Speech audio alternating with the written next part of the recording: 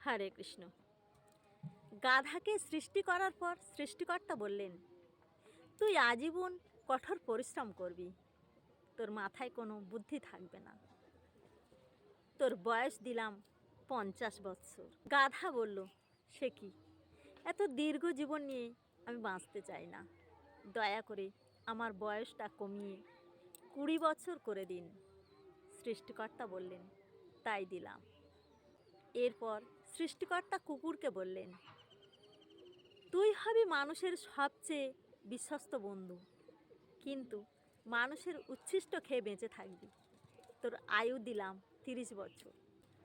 এই কথা শুনে কুকুর বলল, দয়া করে আমার বয়স 15 বছর করে দিন, কারণ এতদিন আমি বাঁচতে চাই না। সৃষ্টিকর্তা এবারও রাজি হয়ে গেলেন। এরপর সৃষ্টিকর্তা বানরের কাছে গেলেন। বানরকে বললেন, হে বানর, তোর কাজ হবে এক গাছ থেকে আর এক গাছে লাফিয়ে লাফিয়ে যাওয়া আর তামাশা দেখিয়ে মানুষকে বিনোদন দেওয়া। তোর বয়স দিলাম 20 বছর। এই কথা শুনে বানর আবেগে কেঁদে বলল, দেবেন যখন 10 বছর করে দিন, 20 বছর আমি বাঁচতে চাই না। এবারও সৃষ্টিকর্তা রাজি হয়ে গেলেন।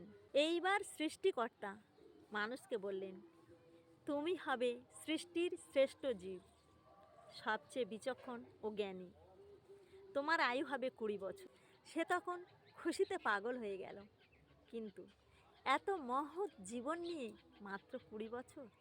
তখন সে করজোড়ে প্রভুকে বলল, একটা কাজ করা যায় না, আপনি আপনার গাধাকে ফেরত দেয়া 30 বছর, কুকুরকে ফেরত দেয়া 15 বছর আর বানরকে ফেরত দেয়া 10 বছর আমাকে দিয়ে দিন।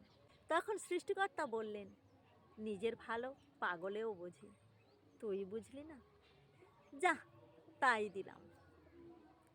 তখন থেকে মানুষ ভালোভাবে বাঁচে 20 বছর। পরের 30 বছর সংসারে গাধার মতো বোঝা টানে, আর পরের 15 বছর ছেলে মেয়ে যা দেয় তাই খেয়ে বেঁচে থাকে কুকুরের মতো, আর তার পরের 10 বছর বানরের মতো, কখনো এক সন্তানের বাড়ি তো কখনো আর এক সন্তানের বাড়ি ঘোরে। নাতি নাতনিদের বিনোদন দেওয়াই হয় তাদের প্রধান দায়িত্ব। হরে কৃষ্ণ।